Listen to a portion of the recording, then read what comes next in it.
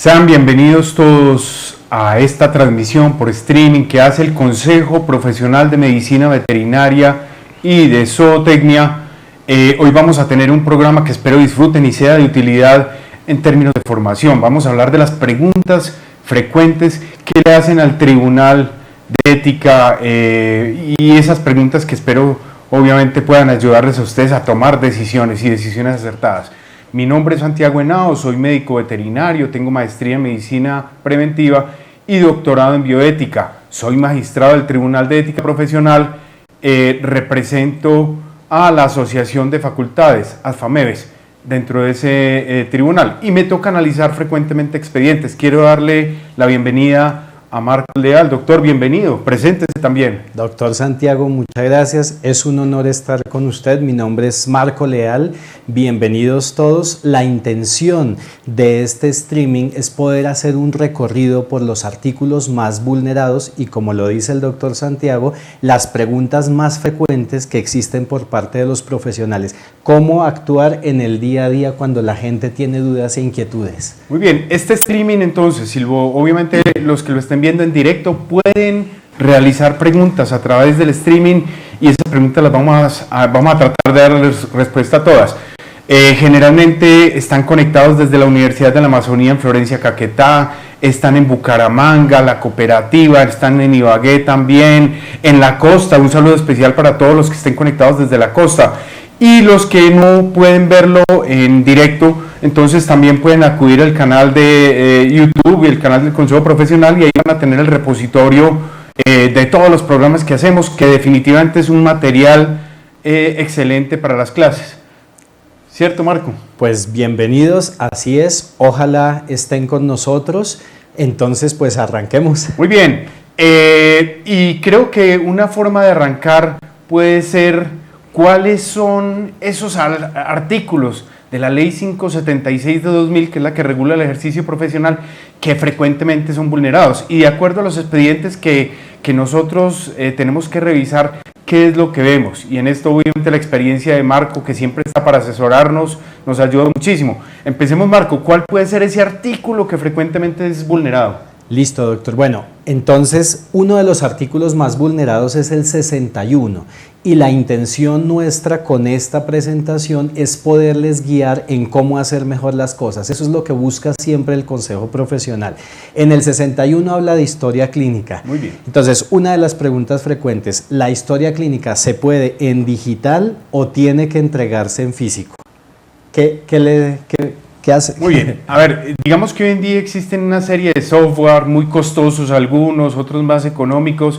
Lo importante es que exista el diligenciamiento de la historia clínica, el medio físico o el medio digital. Lo importante es que se dé la historia clínica y que la historia clínica cumpla con algunos de los requisitos que si quieren los vamos mencionando, a pesar de que ya se hizo un streaming, que la doctora Victoria Pereira, presidente del Tribunal de Ética, nos hizo un streaming sobre historias clínicas. Muy bueno recordar, Marco, así unos punticos claves que tienen que cumplir definitivamente los médicos veterinarios, porque ese artículo 61, como nos dice Marco, no puede seguir siendo vulnerado. Entonces, como lo dice el doctor Santiago, podemos entregar historias clínicas, ya sea en digital o ya sea en físico, podemos tenerlas de las dos maneras. Cada vez que un propietario nos solicite una historia clínica, lo ideal es que la historia clínica esté en el momento. Si nosotros vamos al médico a una consulta nuestra, ¿qué es lo que vemos que él hace? Termina la consulta, él inmediatamente diligencia su historia clínica. Entonces, lo ideal es tenerla. Si las hacemos al otro día, se nos olvida. Y siempre recordar que en la historia clínica deben ir anexos los exámenes complementarios, las imágenes de rayos X.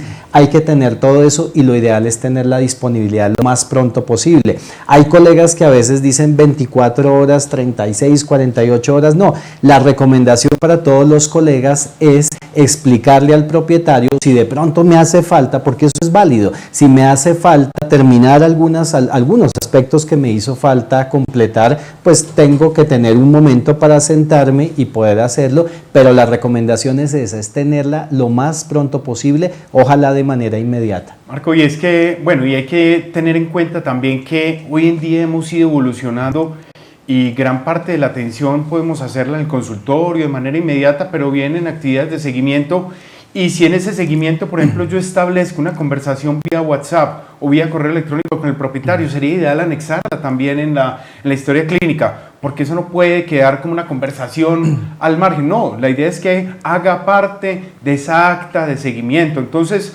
ahora que estamos en el mundo de los millennials y que estamos avanzando tanto, creo que el tema de las redes tenemos que tenerlo también integrado a la historia clínica, manteniendo, eso sí, la confidencialidad, que es un punto clave. Y Marco mencionaba algo. ¿Quién tiene derecho a esa historia clínica? En la historia clínica hay algo que se llama la teoría integradora. El propietario del animal tiene derecho al acceso a la historia clínica. El profesional que atiende y el centro donde se atiende, porque en algún momento el profesional ya no está, la persona solo acude al centro, entonces por lo menos para que quede la trazabilidad de esa atención, pero hay que mantener la confidencialidad. Nosotros queremos que ustedes nos vayan acompañando con sus preguntas, ojalá, y vamos a ir tratando de responderlas. Estamos seguros que va a haber muchas inquietudes. Aquí al consejo llegó, doctor Santiago, una pregunta de un colega que nos dijo: se me borró toda la información, tuve un problema con el software, ¿qué hago? Estaba bastante preocupado.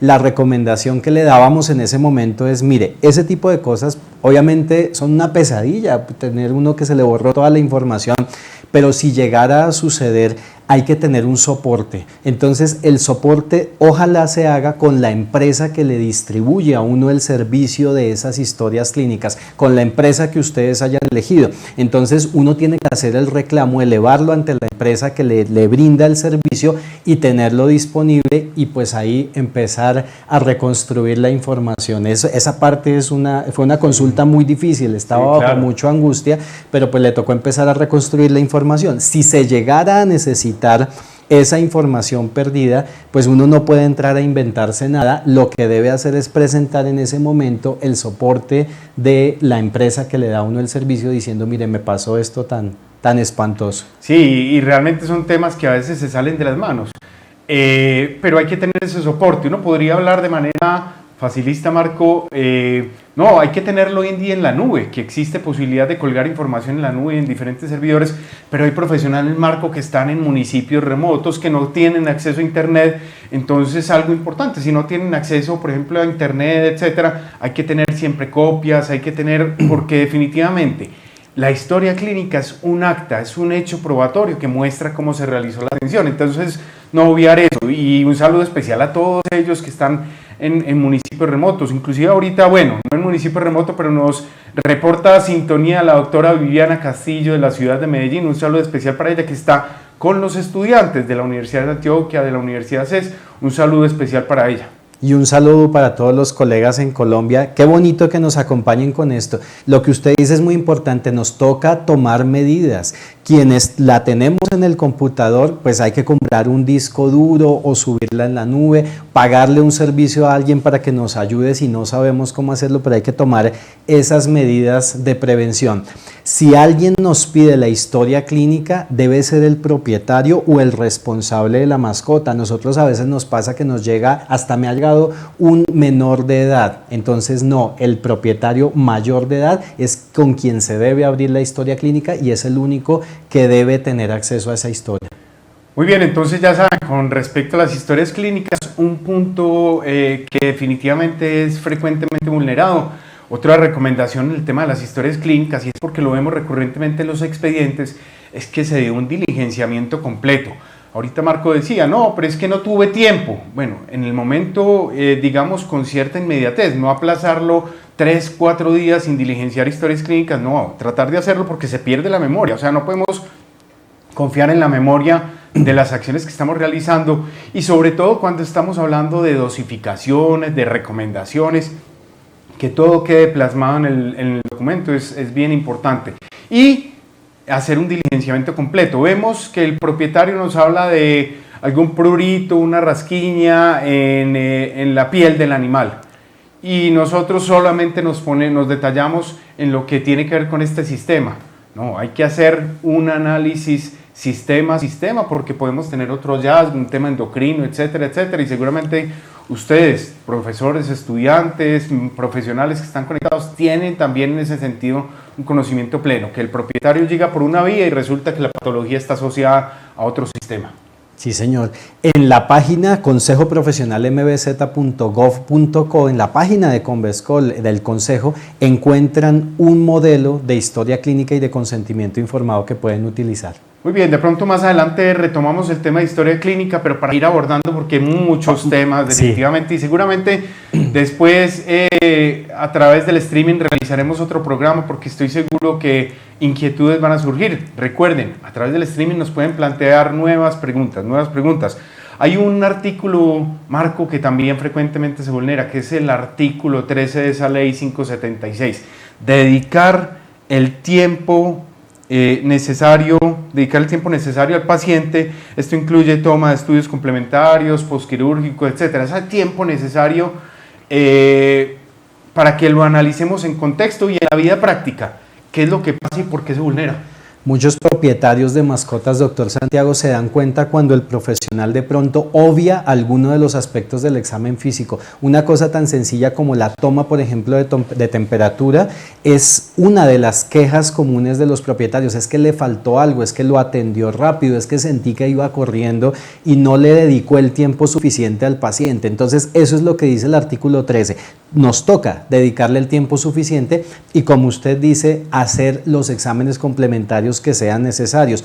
En cuanto a cirugías, se olvida a veces tomar los prequirúrgicos y es una cosa que es absolutamente obligatoria. Entonces es algo que no podemos obviar. Ahorita vamos a hablar de consentimiento informado. Eso hay que incluirlo, por supuesto, la autorización y los estudios prequirúrgicos antes de entrar a la cirugía. Y ahí hay una cosa muy importante como recomendación, y es que los prequirúrgicos, si vemos cualquier alteración, nos toca aplazar la cirugía, obviamente si es una cirugía electiva. Si es una cirugía correctiva, si es una situación de la que depende la vida del paciente, pues por supuesto no debemos aplazarla, pero hay que hacerle la salvedad en el consentimiento informado al propietario que tenemos una alteración, no sé, de ALT, de creatinina, si vamos a entrar a una piometra y que nos autorice. Pero si es una cirugía electiva, tenemos que aplazarla si vemos algún problema en esos prequirúrgicos. Sí, y es que la tendencia mundial y sobre todo en las grandes ciudades es que vamos en un corre-corre, vamos prestando turno en una clínica, pasamos a la otra, y si vamos por la calle y nos encontramos al propietario, un paciente que ya previamente habíamos atendido, nos dice: doctor, ¿qué puedo hacer con esto? Y nosotros damos una recomendación a la ligera, sin dejarla plasmada por escrito. El animal tiene una complicación, eso puede derivar definitivamente en una demanda frente al tribunal y más allá de eso, en un mal ejercicio clínico.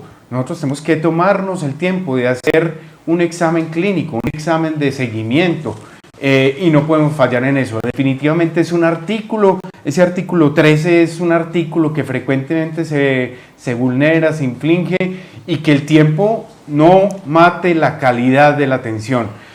Sobre todo hoy, por ejemplo, que se están realizando tantas jornadas de cirugías masivas de ovariohisterectomía, de castración en macho, castración en hembras, para el control de la reproducción, muchas veces por la ambición de alcanzar un número importante de animales, estamos obviando lo que el doctor Marco nos decía, ese examen inicial, esos prequirúrgicos y saber realmente cómo está la condición del animal. Es un tema que definitivamente tiene que tenerse en cuenta y que no podemos fallar.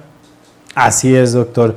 Otro de los artículos, y ya lo hemos mencionado, y está en la página del Consejo, es el consentimiento informado. Ahí están los modelos, un modelo sugerido, pero hay algunas recomendaciones que queremos darles sobre consentimiento informado. El consentimiento informado se debe hacer para cada uno de los procedimientos. Es lo ideal. Hay colegas que hacen el consentimiento, un consentimiento para hospitalización, para cirugía. No, hay que hacerlo para cada uno de los procedimientos que se vayan a realizar, y la recomendación es agrandar la cantidad de procedimientos para la que se recomienda esa autorización.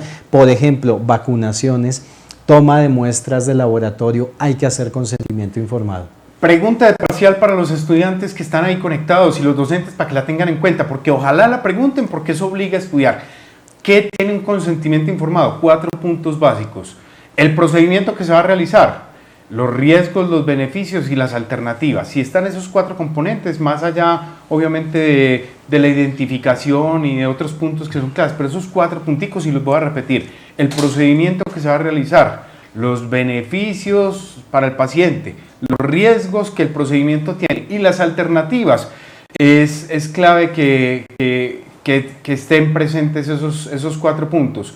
¿Y qué es lo que pasa también? Muchas veces las clínicas por practicidad, o los profesionales por practicidad, tienen formatos rígidos que no permite apuntar, por ejemplo, o hacer anotaciones frente a los riesgos que tiene el procedimiento específico. Y es muy claro, no es lo mismo una cirugía con anestesia local de algo superficial a una cirugía en la cual tengamos que entrar abdomen y tengamos que hacer cierta resección de órganos o de masas tumorales, etc. Entonces hay que realmente plasmar cuáles son los riesgos del procedimiento, y vemos que los profesionales simplemente en el texto dicen: me han sido informados los riesgos. No, ¿cuáles fueron los riesgos? Porque la persona podría decir: no, pero a mí nunca me dijo que realmente eso era así. Voy a contar un hecho anecdótico, Marco. Tenemos tiempo.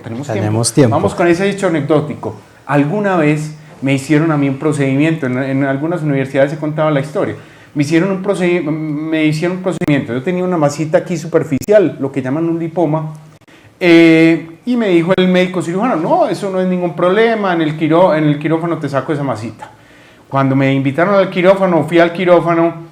Efectivamente entré, hubo una anestesia local, yo podía escuchar todo lo que pasaba en ese quirófano. Estamos hablando de un quirófano de humanos, una cirugía que me hicieron a mí, pero me acuerdo que había estudiantes alrededor del médico, y entonces llega el médico y empezó a hablar: listo, aquí vamos a hacer la primera incisión, listo, vamos a sacar la masa. Como yo estaba consciente, quise mirar qué estaba pasando, qué masa era, y a través de la lámpara cialítica uno podía ver el reflejo inclusive. Pero llega el médico y dice: ven esta masa tumoral. Yo quise verla, aparentemente normal, pero he visto muchas masas así que resultan ser tumorales y que son malignas, y eso tiene un pronóstico perverso para el paciente. A mí nunca me había informado de eso. Mi corazón empezó a latir, yo estaba consciente, no había una anestesia general. Cuando pasó el tiempo y fui a la revisión, yo le dije: doctor, usted nunca me habló de malignidad, nunca me habló de los riesgos que podía tener esa masa. Me dijo: no, Santiago, no te preocupes, era para que los estudiantes revisaran el tema en detalle y no se confiaran simplemente. Y yo: pero me debería informar a mí. Ese tema de la presencia de estudiantes, que también a veces genera conflicto ético. Por eso es que ese artículo del consentimiento informado, que es el 26, va tan de la mano del 27, que es la comunicación con el propietario de la mascota. Y es que si yo le hago un consentimiento informado, debo explicarle verbalmente: mire, lo que le faltó que le hicieran a usted. Esa parte que usted dice es muy importante, doctor Santiago. Mire que hay consentimientos informados en medicina humana. A mi hija, también para comentar una anécdota, la hospitalizaron, es más, la tuvieron en observación durante un día en una camilla, y nos hicieron firmar un consentimiento informado por si se caía de la camilla. Si nosotros hacemos, por ejemplo, vamos a una toma de muestras, nos hacen firmar un consentimiento informado indicando que puede haber flebitis, hemorragia, que se puede inflamar, que puede doler. Todo eso nosotros deberíamos consignarlo incluso antes de la toma de una muestra de sangre, porque efectivamente vemos, si la hacemos en yugular, después puede ser motivo de quejas, porque la gente no entiende que nuestro ejercicio tiene esos bemoles, que el paciente se puede mover, y por más experiencia que lo hagamos puede pasar eso. Entonces, la necesidad del consentimiento informado. Y recuerden, y ya el doctor Marco lo decía: lenguaje claro, lenguaje claro. Un hecho que lo cuenta el doctor Carlos Riaño, que ha sido presidente del Tribunal de Ética. Él dice: en algún momento estaba en consulta, y el profesional le dice al propietario de un gato: lo único que hay que hacerle es la eutanasia. Y el propietario responde: doctor, hágale lo que sea con tal de que se salve. Ese propietario no tenía idea de lo que era la eutanasia. Efectivamente le hicieron, él lo cuenta como un hecho anecdótico que escuchó o que vio en algún expediente, le hicieron el procedimiento de eutanasia, y cuando le entregan el gato a la persona, abrió la bolsa y dijo: oye, ¿y mi gato qué le pasó? No tenía idea de lo que era una eutanasia. Entonces creo que tenemos que ser lo suficientemente claros y aterrizar el lenguaje, entender que no todos saben lo que es una neoplasia, una metástasis, entender que definitivamente tenemos que llegar e igualarnos lo cual no es malo, antes al contrario es bueno igualarnos en ese lenguaje para que todos entiendan y podamos tomar decisiones, y unas decisiones que sean en consenso con el propietario, o sea, no decisiones nuestras, porque también ocurre, ¿no? Es que aquí usted no sabe quién soy yo, estudié, hice pregrado de 5 años, maestría de 2 años, ya hice doctorado, estudié afuera, práctica, tantos años, entonces aquí el que toma decisiones soy yo porque yo sé, no, en ese sentido, y también es un punto que podemos tocar ahorita. Frente al consentimiento, habrá muchos puntos álgidos y en el día a día definitivamente lo estamos viendo en el expediente. Y quiero traer una pregunta que nos realiza la doctora Viviana Castillo, que yo sé por qué la realiza y me atrevo a decirlo y ella me autorizó. Es un caso que le pasó a ella. ¿Qué hacer respecto a la suplantación profesional? ¿Qué puede hacer el consejo profesional? Entonces, ella, y voy a contar el hecho anecdótico, Marcos nos va ayudando preparando otras las preguntas. La doctora Viviana tiene un laboratorio clínico muy bueno, de alta calidad, y de un momento a otro profesionales, colegas empezaron a reportar: doctora, usted mandó este resultado y resulta que el resultado pues no coincide realmente, hay una interpretación negativa, o usted realmente hizo la prueba. Y ella dijo: no, mándeme la copia, y empezó a evidenciar que esos resultados del laboratorio que supuestamente ella lideraba en ese momento, realmente ya no había tenido participación en esa actividad diagnóstica. Entonces, lo primero que se puede hacer desde el consejo profesional es tratar de evidenciar quién está teniendo esa mala acción, y si es un colega, un médico veterinario o zootecnista, un médico veterinario o zootecnista, para poder tomar acciones desde el Tribunal de Ética. Porque si no cumple con ese primer requisito, ser profesional, definitivamente no podríamos avanzar mucho desde el tribunal y ya entraría la justicia ordinaria. Se va para la fiscalía. Exactamente, ya iría para fiscalía, y el tema obviamente puede tener una trascendencia importante. También la invitación, si alguno de los que está siguiendo el programa es el que viene molestando a la doctora Viviana y a su laboratorio, por favor, hombre, comportémonos como debe ser, y definitivamente, y como la doctora Viviana marcó, hay muchas personas que vienen siendo afectadas, no podemos suplantar. Entonces, utilizar el formato de una historia clínica de una clínica en otra clínica porque me pareció bueno, bonito, etcétera, definitivamente no. La fórmula, ya está la hojita para la prescripción, si no es la mía, es más, si cambió la dirección, si cambió el teléfono, debo cambiar esa fórmula. Entonces, no entrar a utilizar material de otros colegas que lo están haciendo de buena manera, de alguna manera favoreciendo el desarrollo de la profesión, pero se tiran la batica de cuadros definitivamente con eso. Por ejemplo, si se me pierde el sello, debo colocar la denuncia. Sí. Eso a veces no lo hacemos y es muy importante. La otra pregunta, Marco. Un colega nos pregunta: ¿se deben exigir exámenes para clínicos para realizar anestesia? La respuesta es sí. ¿Y cuál es el tiempo máximo de vigencia de los exámenes? Lo que pasa es que eso es muy variable. Si es un paciente sano, podríamos hablar que en 8 días es muy difícil que haya cambios en ese funcionamiento hepático y renal. Entonces uno podría pensar en 8, yo creo que incluso hasta un máximo de 10 días, no sé qué opina, doctor, pero si es un paciente que sí puede tener cambios, esos exámenes lo ideal es que sea el mismo día que se tomen para entrar a la cirugía. Definitivamente, pero lo que sí es clave, y la pregunta me parece importantísima que la realicen, y más que llegó a través del Facebook Live, un saludo para el doctor, definitivamente tenemos que hacer los exámenes prequirúrgicos, y esos exámenes obviamente muy direccionados hacia el tipo de procedimiento que vamos a realizar. Si es un procedimiento de alta complejidad, tratar de ser exhaustivos, cómo está el funcionamiento renal, cómo está el funcionamiento hepático, mirar cómo están las células blancas, cómo están las células rojas, cómo está la hemoglobina, el hematocrito, que muchas veces inclusive nos confiamos. He tenido esta situación, Marco, y lo vi en alguno de los expedientes que nos llegó. Hacen el examen, pero no esperan el resultado del examen, sino que proceden a realizar la actividad quirúrgica, y después de que realizan la acción quirúrgica llega el resultado de los exámenes. O sea, no tendría sentido realmente. Y eso definitivamente es lo que enloda un poco la imagen que tenemos nosotros como profesionales. Entonces es clave realizar esos prequirúrgicos. Así es, sí señor. En este tema de la comunicación con los dueños, Hay una recomendación muy importante y es que nos han llegado situaciones así, es la comunicación vía WhatsApp. Hay que tener mucho cuidado. A nosotros nos dicen es que es mejor tener la evidencia vía WhatsApp de la comunicación. Sí, pero lo que hemos observado es que muchas veces el WhatsApp se presta para malos entendidos. Entonces, cuando nosotros necesitemos dar un reporte a un propietario, explicarle los riesgos, comentarle que estamos ante alguna situación, definitivamente la recomendación es mejor, si el propietario no está presente, echarle una llamada telefónica y que sea verbal la llamada telefónica, no un mensaje ni grabación de WhatsApp, sino directamente hablando con él, porque de esa manera uno va resolviendo las inquietudes que tenga. Y para dejar evidencia en muchos casos y para anexar, nos dicen, doctor, ¿puedo grabar? ¿Puedo grabar? Y eso es de pregunta frecuente. A ver, digamos que cuando se hace de manera transparente, si están en nuestra casa o en nuestra clínica veterinaria, más bien por decirlo así, nosotros podemos poner las condiciones, porque hay muchas personas que malintencionadamente graban y sacan en Facebook o en redes, etcétera, con imágenes que son distorsionadas por afectar el buen nombre de una clínica. Entonces, nosotros autorizamos la grabación. De igual manera, debemos hacer la advertencia al propietario del animal si está siendo grabado y cuál es el objetivo de esa grabación para no utilizarlo en redes, porque el tema de grabaciones definitivamente está generando otro daño.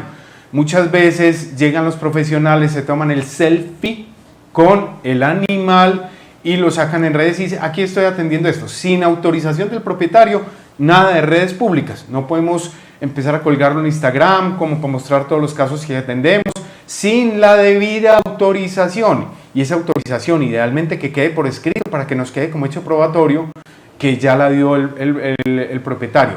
¿Para qué vamos a tomar las fotos? Si es para anexar a la historia clínica o si es para sacarlas en redes y empezar a llenarnos de gloria por los comentarios que hagan las personas que van a esas redes, o más por un interés comercial que académico, científico. Así es, sí señor. Hay un artículo que yo quiero leerles que es el artículo 28. Ojalá puedan ahí abrir la ley 576 en Google, la ley 576 de 2000. Dice, el médico veterinario zootecnista quedan exonerados de no informar los riesgos. ¿Cuándo estamos exonerados de no informar riesgos y posibilidades de tratamiento médico quirúrgico? Son los siguientes casos.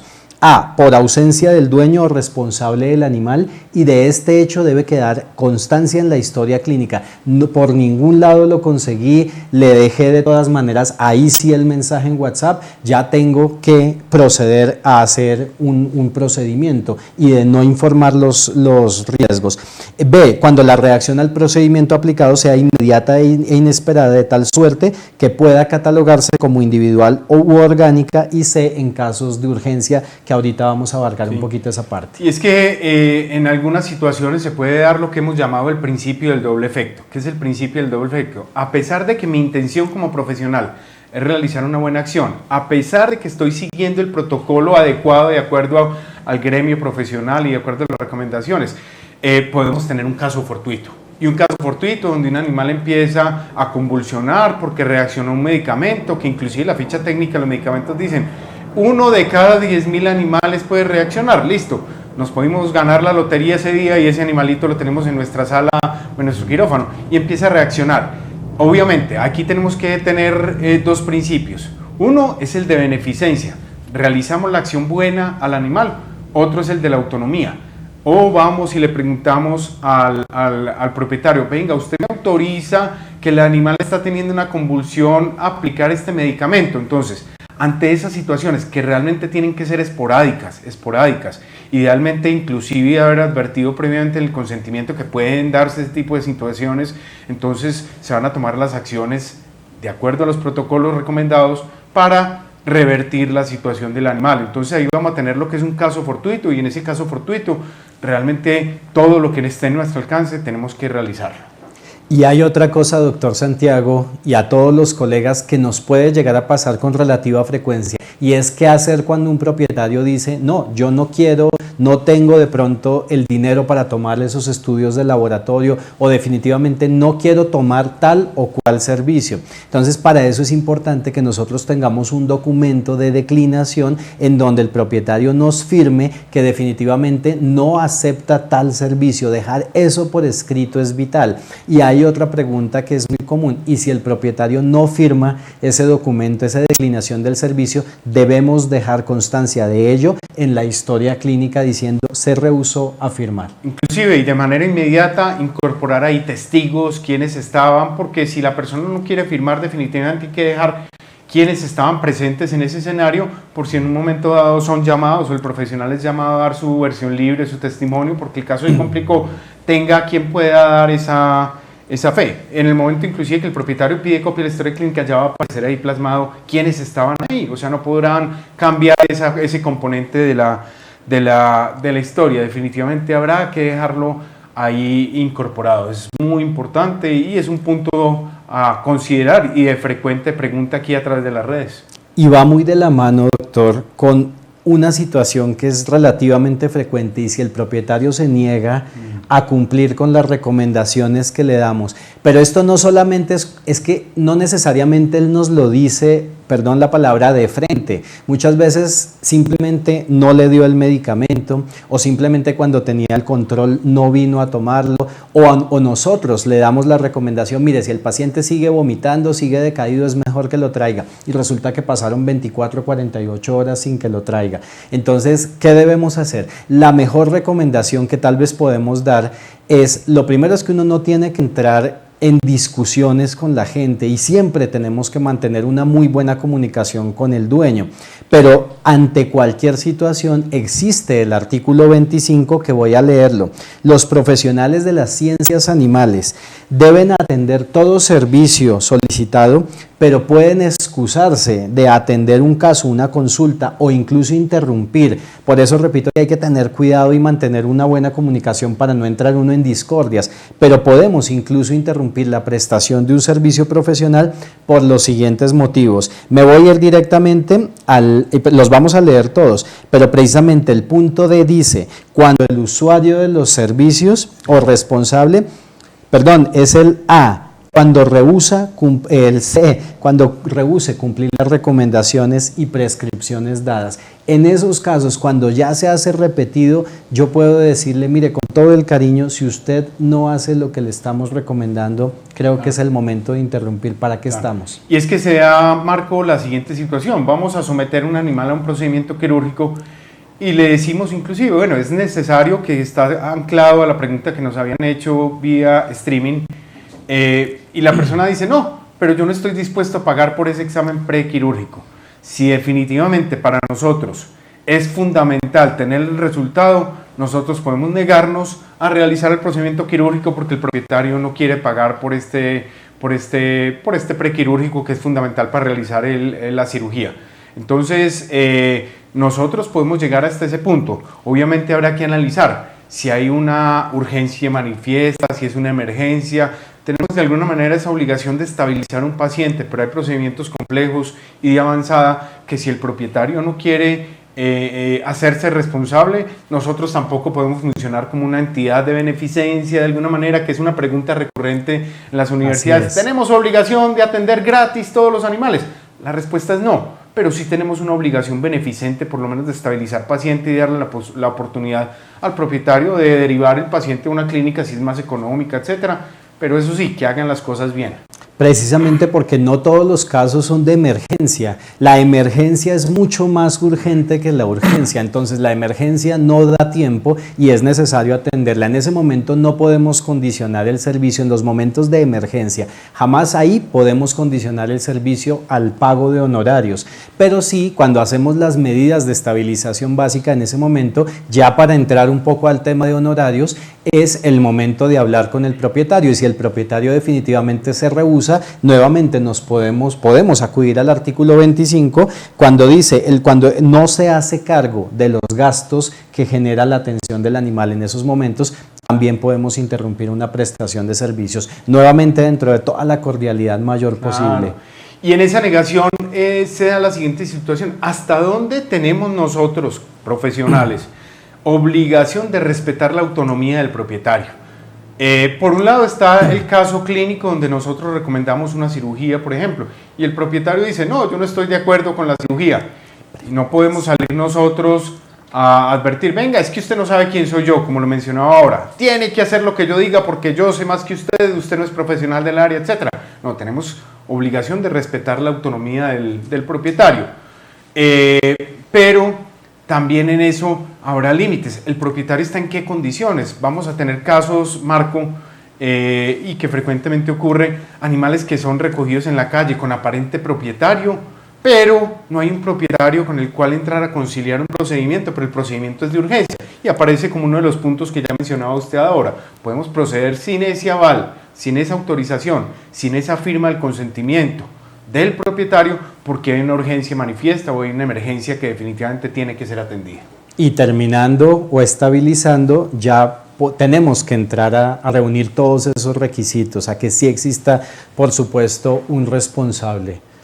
Muy bien, en ese sentido entonces tengan siempre a mano este librito que les llega con la tarjeta profesional, o no necesitan el librito inclusive, no es sino que pongan en un buscador Ley 576 de 2000 de Colombia, inmediatamente van a tener el texto completo, lo pueden consultar a través del celular. Aprovechen que hoy en día afortunadamente esa ley puede ser vista, no era como hace unos años que no teníamos acceso a todas estas redes, Marco. Y entramos con el punto del colegaje, Marco. En eso definitivamente hablemos ya entre colegas. Se dan casos como estos. Un animal es atendido de manera inicial por un profesional que tenía un escenario clínico y por eso hizo la prescripción o hizo todo el análisis terapéutico, etcétera. Pero después lo llevan donde otro porque el animal no estaba evolucionando de manera tranquila. Y va donde otro colega y dice, es que lo atendió el doctor Matasanos, es que el doctor Matasanos coge un animalito sano y lo mata. Y ahí empezamos a juzgar la acción de esos colegas. En términos del colegaje yo creo que hay muchas experiencias. Hemos tenido situaciones e incluso en las que los mismos profesionales, y esto es un llamado muy caluroso a que por supuesto hagamos las cosas bien, pero que hemos tenido situaciones, se ponen a asesorar al propietario sobre cómo demandar al colega. Entonces, en esta parte hacemos pues un llamado porque pues esto no debería ser. Claro, podemos tener diferencias de criterio y eso está establecido en la ley. Ante esas diferencias de criterio, pues no hay nada que hacer, eso es muy respetable, pero tenemos que saber elegir las palabras a la hora de cuando nos referimos a un profesional. Y es que tenemos casos que empiezan de manera inicial sin permitirnos a nosotros una asertividad clínica porque todavía no hay signos o síntomas que definitivamente nos lleven a un correcto diagnóstico porque están en la fase inicial y eso ocurre en la historia natural de las enfermedades. Cuando lo recibe ese otro colega ya puede haber otra serie de signos y síntomas que le permitan a él tomar una mejor decisión. Entonces no juzguemos a los profesionales, tenemos que entender cuál era la situación que se estaba dando previamente, inclusive poder analizar la historia clínica y tener el valor de coger un teléfono y llamar al colega y decirle, oye, ven, me llegó este caso, están pidiendo una segunda opinión, que eso es muy válido y lo pueden hacer perfectamente todos los propietarios de animales, me están pidiendo una segunda opinión. Hombre, yo encontré esta signología, yo encontré estos síntomas, esta serie de signos. ¿Cómo estaba cuando estuvo en su consultorio? Inclusive que ese colega inicial no lo tome a mal, porque es perfectamente válido. Hay inclusive líneas de experticia. Si yo me he dedicado toda la vida a atender grandes especies y me llegan con un perro, con un gato, entonces puede que no tenga esa experticia y tomarlo de manera tranquila. El colegaje es muy importante. Así es, sí señor. Muy bien, tenemos una pregunta que nos llega por Facebook Live a Dani Celi, a quien le damos un agradecimiento por estar ahí pendiente de esta transmisión por streaming. Dice, para vacunación, ¿se exige el consentimiento informado? Es una pregunta interesante. Deberíamos. Muchos a veces lo dejamos pasar porque dentro del consentimiento, yo he tenido un caso de un colega que me dice es que a mí me asusta escribirle a ese dueño de la mascota que puedo tener una reacción anafiláctica y que se me puede morir. La verdad es que no deberíamos tener esa preocupación. Nunca nos pasa, pero lo ideal es tener ese consentimiento informado. Luego la respuesta es sí, incluso para vacunación. Incluso para vacunación, y recuerden, consentimiento informado, el procedimiento que vamos a realizar, los riesgos, los beneficios y las alternativas. y una vacuna definitivamente tiene riesgos. Entonces, pensémoslo no solamente por la demanda que nos pueda venir, sino porque es el deber ser. Informarle al propietario cuáles son los riesgos que puede tener un procedimiento anestésico que generalmente no conduce a ninguna situación negativa, pero se puede dar el hecho, y acuerde que ahorita estábamos hablando del caso, la situación esporádica o el caso esporádico en el cual sí reaccionan de una manera contraria. Y tengo esta otra pregunta que nos hace Manuel Álvarez, a quien extiendo un saludo especial. Espero que Manuel nos haga más preguntas, igual que Dani y todos los que estén siguiendo el programa. Él dice: si un colega remite un paciente para un procedimiento bajo anestesia, ¿sirve la autorización firmada por él o es necesaria la autorización firmada por el propietario? A ver, nos está llegando un paciente que el colega de alguna manera viene atendiendo y nos lo trae el colega, no tenemos nosotros contacto con ese propietario. De alguna manera ya el profesional empieza a ser responsable del animal y uno ve que el consentimiento puede ser firmado por el propietario responsable del animal. Entonces es importante. Lo que sí es claro es que al propietario deberíamos contarle que el animal no va a ser atendido en ese centro, en esa clínica, sino que va a haber otro colega porque tiene mayor capacidad de equipos o conocimiento que lo va a atender. Entonces, idealmente que venga firmado por un propietario, pero que el propietario tenga conocimiento que lo va a atender o se va a atender en otro sitio, y no que tengamos que sacarlo por la puertica de atrás, camuflado, disfrazar el perro, etcétera, etcétera, para que nadie nos vea, mandarlo en una moto de algún servicio de domicilio. No, que sea un tema bien manejado y con transparencia, absoluta transparencia a los propietarios. Mire que era la palabra que iba a utilizar, la transparencia. Si no tenemos el equipo de rayos X, lo habíamos mencionado en otra transmisión, hay que decirle a la gente: yo no tengo este equipo, viene una persona o lo vamos a trasladar. O muchas veces, y el doctor Manuel nos leyó la mente, lo mejor es remitir. Entonces, si tenemos la posibilidad de que un profesional venga a tomarnos las placas, está perfecto, pero yo también puedo hacer una remisión. El artículo 35 lo voy a leer. Los profesionales tienen el deber moral de solicitar la colaboración de un colega, esto para hablar de la remisión, que por sus capacidades, conocimientos y experiencia superen las suyas, con el objetivo de superar el caso y que pueda contribuir a mantener o mejorar la salud del animal. Entonces ahí la recomendación es hacer bien la remisión. La remisión debe hacerse en la hoja membreteada, puede ser en la hoja de receta, de prescripción que tenemos, y la remisión debe ir completa, lo más completa posible, con todos los signos con los que nos llegó el paciente, y debemos ser claros en a qué lo estamos mandando. Si lo estamos mandando para una toma de una placa radiográfica o para una toma solamente de unas muestras y unos análisis de laboratorio, y ahí vale la pena tener comunicación con el colega para saber hasta dónde va a llegar la actuación de cada uno. Muy bien, y de igual manera dejar en el archivo de la clínica o del centro todos los historia clínica y todo, que no se la vamos a entregar al otro colega, porque si no, entonces nosotros le perdemos esa trazabilidad y esa posibilidad de estudiar el caso en caso de que se nos mencione, venga una demanda, etcétera. Tengamos nosotros posibilidad de estudiar eso. Y hay que tener en cuenta algo: la profesión ha ido evolucionando definitivamente. Hace unos 45, 50 años no había líneas de especialidad, el médico veterinario atendía todo. Vemos algunos episodios de televisión que muestran ese origen, esa historia de la profesión, y definitivamente atendían un caballo, luego pasaban a un perro, atendían un animal de fauna silvestre, fauna exótica con mucha facilidad.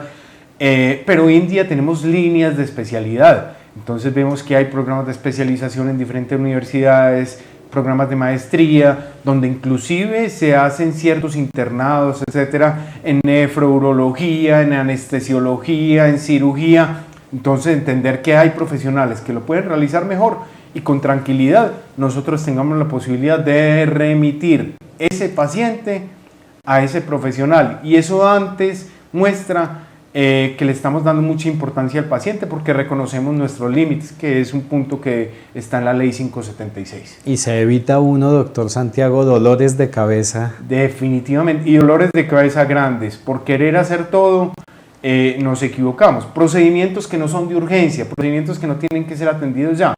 Me pongo a hacerlos en condiciones que no son las adecuadas. Estoy en una finca, estoy de fiesta, me dicen, ves que yo quería castrar el perro, entonces decido realizar la resección de los testículos de ese macho y lo estoy haciendo. Primero estaba en una fiesta con 4 guardientes, 4 rones en la cabeza o 2 whiskies para los más elegantes. Entonces estoy con licor en la cabeza en condiciones que no son las adecuadas, sin el instrumental adecuado y en vez de decir, hombre, no estamos en el escenario, lo voy a remitir a un colega aquí de la localidad que puede hacerlo en las condiciones que deben ser.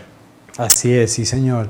Hay otra consulta que ha sucedido y se refiere a lo del secreto profesional que está en el artículo 57 y es muy sencillo. A veces puede llegar el propietario que es vecino de la otra persona que nos trae la mascota y resulta que nos agarra preguntas sobre qué es lo que está pasando con la mascota del vecino. Nosotros tenemos que respetar ese secreto profesional y estamos obligados por la ley.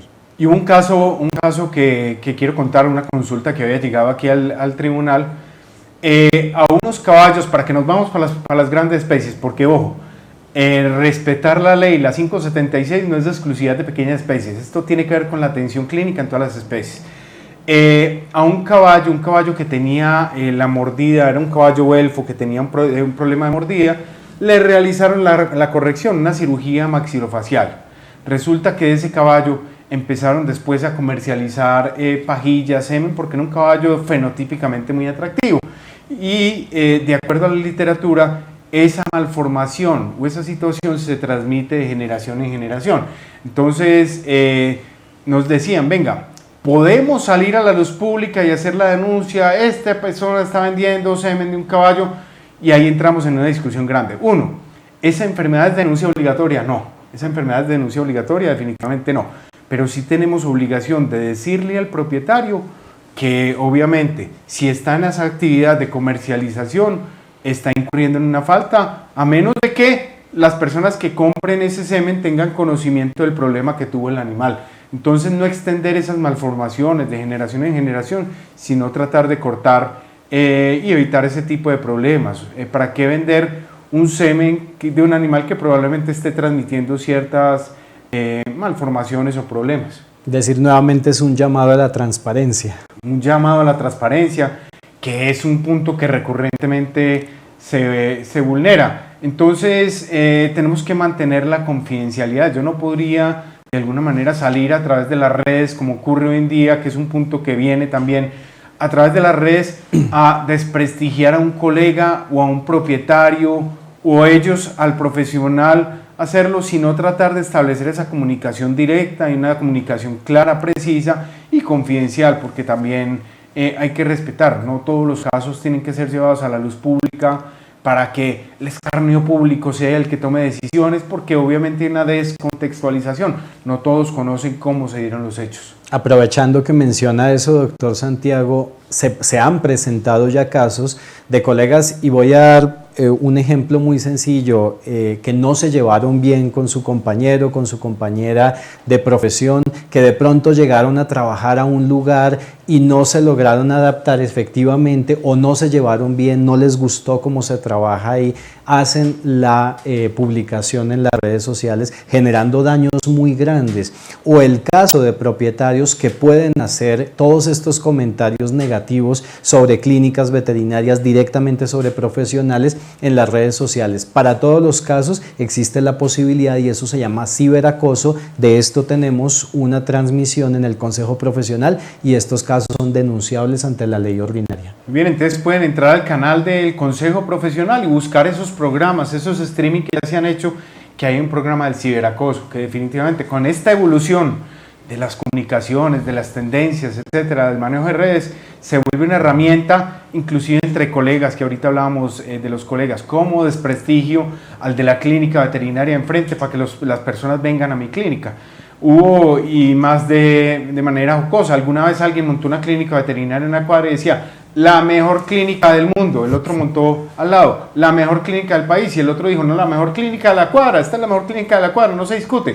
Obviamente son publicidades engañosas y temas que pueden conducir a errores, pero hablar mal del colega, utilizar las redes, no puede ser definitivamente una vía para hacer llamados de atención por por las situaciones que se vienen presentando. Y todos, estudiantes, profesionales, propietarios, somos responsables de hacer la denuncia a través de la página del Consejo Profesional cuando sí se estén presentando irregularidades, porque lastimosamente hay situaciones y lo vemos en el día a día, llegan denuncias que lastimosamente derivan en suspensión del ejercicio profesional o llamado de atención, comunicación escrita, comunicación verbal para los profesionales porque se están equivocando de manera recurrente. Entonces es un punto en el cual tenemos que seguir trabajando definitivamente. Ahorita, doctor Santiago, mencionó publicidad. Es importantísimo. El artículo 68 menciona que la publicidad profesional debe estar ajustada a la realidad de cada uno de nosotros. Si no tenemos ecografía, pues no ponemos ecografía. Ajustarnos totalmente, no decir que somos especialistas si no tenemos la especialización. Entonces tenemos que ser nuevamente muy transparentes en eso. Ese artículo con relativa frecuencia también ha llegado acá como una queja. Hacer un aviso en prensa donde dice la mejor clínica veterinaria del país. ¿En qué momento se hizo ese reality? ¿Cuál fue el concurso?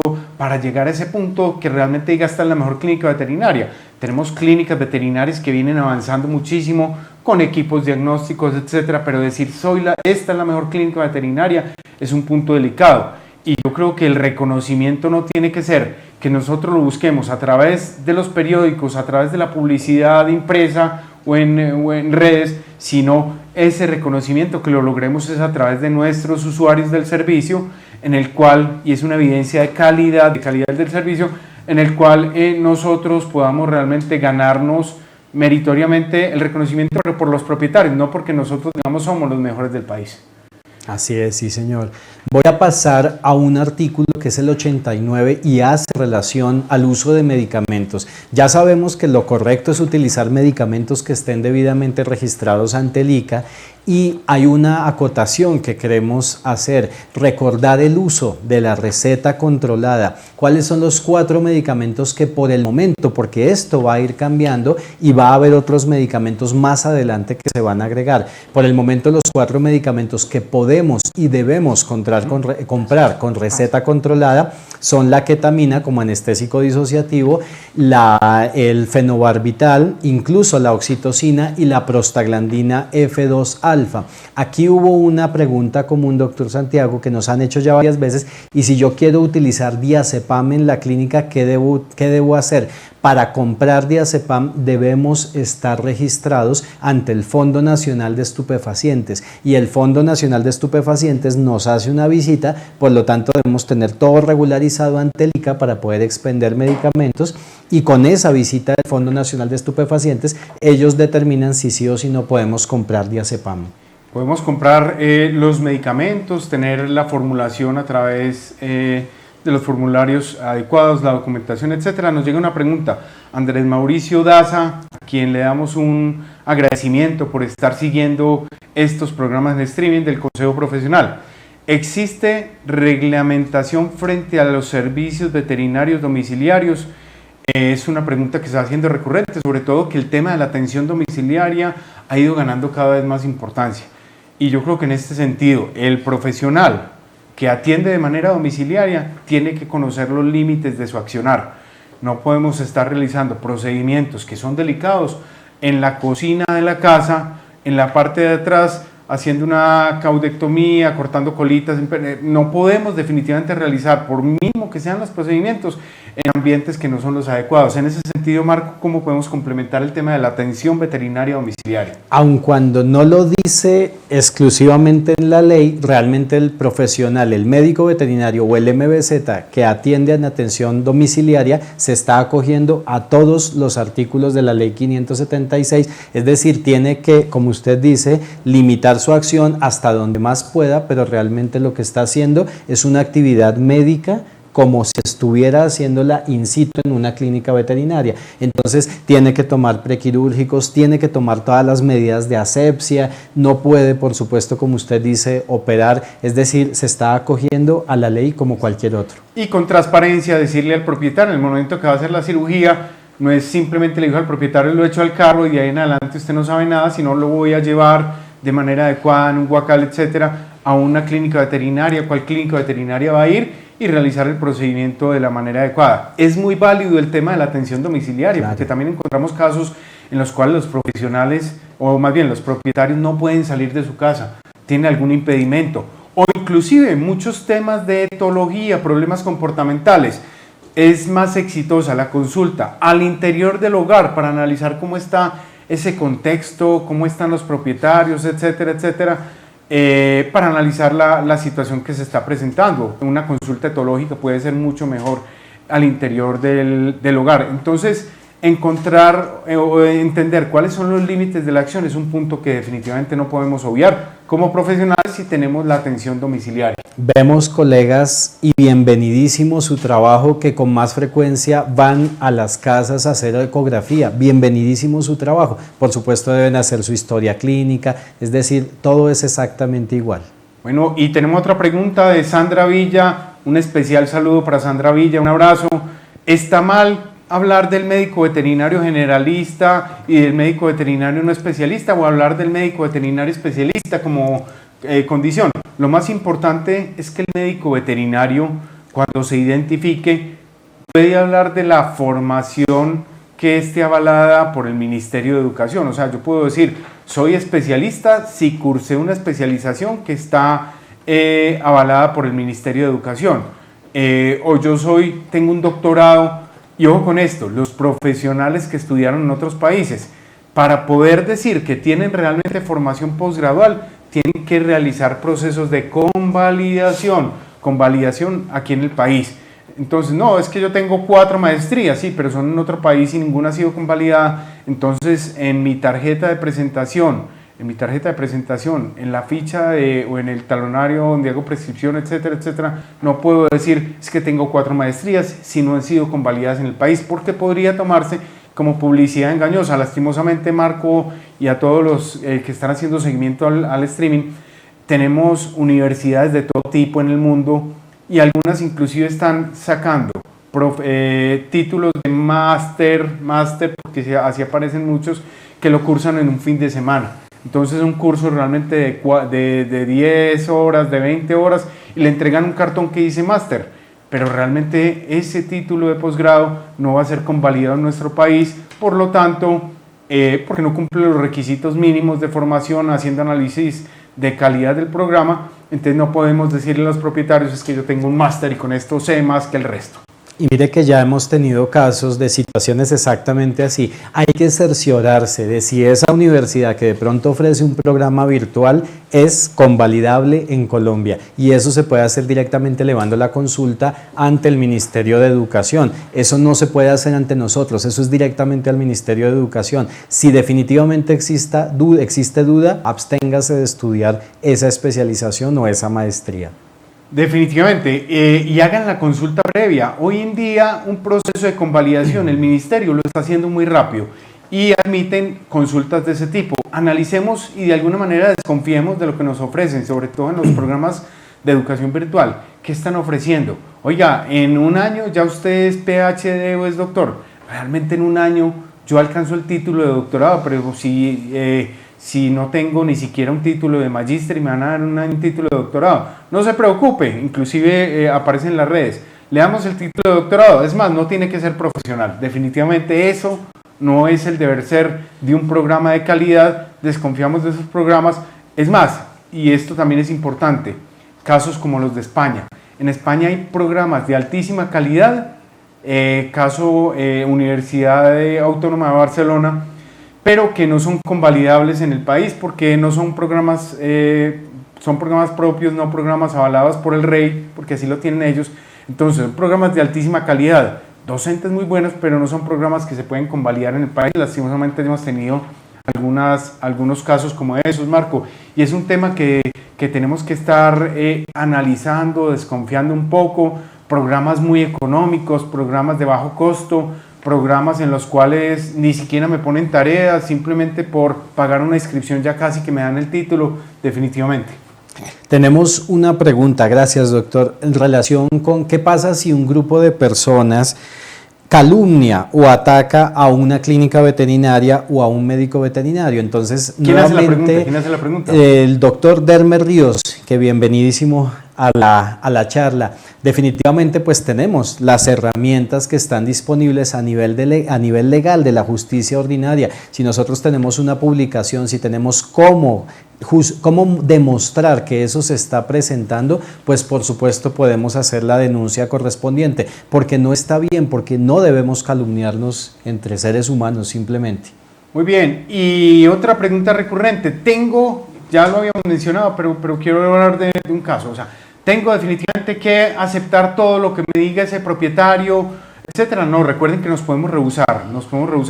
Y en estas hay muchas fundaciones, hay muchas ONG que definitivamente, porque no obtienen un servicio gratuito, quieren atentar contra la imagen de los profesionales. Muchas gracias por esa pregunta y por todas las preguntas que llegaron a la sesión de hoy. De todas maneras, a pesar de que el programa ya va a terminar, ya estamos dando cierre, todas las preguntas que tengan a través de las redes nos pueden seguir planteando y el Consejo Profesional va a estar muy presto a dar respuesta y una respuesta que sirva para la correcta toma de decisiones. Así es. Si hay más preguntas, creo que todavía tenemos un par de minutos, entonces bienvenidísimas. Vamos a terminar con una parte que también es una consulta frecuente y si no, el propietario no se hace cargo, como lo mencionábamos hace un momento, del pago de la hospitalización, por ejemplo, de un animal. ¿Qué es lo que recomendamos? Hacer pagarés, hay que cerciorarse y consultar a nivel legal, porque es que algunos pagarés se tienen que cobrar después cuando solamente el propietario lo hizo por medio de notaría, pero no siempre. Entonces, en esta parte vale la pena consultar bien, porque se necesita al comienzo y se sugiere que al comienzo de una hospitalización se haga firmar un pagaré en donde el propietario se hace responsable por los gastos que genere esa hospitalización. A veces, y ya han sucedido algunos casos, que el médico veterinario no entrega la mascota hasta que no se haga el pago. Entonces la recomendación es que eso pues no lo podemos hacer. Muy bien, entonces ya saben, no se puede hacer. El tema de los pagarés hay que cuidarnos en qué se está firmando realmente, cómo lo estamos haciendo. Entonces apoyarse también de una profesión muy bonita que es la profesión del derecho. Los abogados nos pueden dar herramientas en este sentido para la correcta toma de decisiones. Quiero darle, Marco, un agradecimiento a Fidel y a todo el equipo técnico. Sin ellos definitivamente no podríamos estar saliendo a través del Facebook Live. Ustedes no alcanzan a verlos a ellos, pero son 3 personas que hacen un trabajo muy diligente. De igual manera, Mateo y a todos los que vienen trabajando por la labor de educación en el Consejo Profesional. Un agradecimiento muy grande. Recuerden, mi nombre es Santiago Henao, magistrado del Tribunal de Ética, y al igual que todos los magistrados y todos los profesionales que estamos trabajando aquí en el Consejo Profesional, estamos dispuestos a apoyarlos en la toma de decisiones. Sigan muy conectados a los diferentes programas que se hacen a través del streaming del Consejo Profesional, Marco. Muchísimas gracias a todos ustedes que son los que están allá, como decimos, frente al cañón en la vida, enfrentando esos retos y esas cosas diarias para adelante. Tenemos mucho apoyo. Si ustedes tienen dudas, aquí estamos disponibles a través del consejo, a través del correo electrónico y del teléfono para poder apoyarlos. Un saludo para todos, un abrazo para todos en las universidades. Gracias. Y doctor, qué rico haber estado con usted. Muy bien, hasta pronto para todos. Chao, chao. Hasta luego.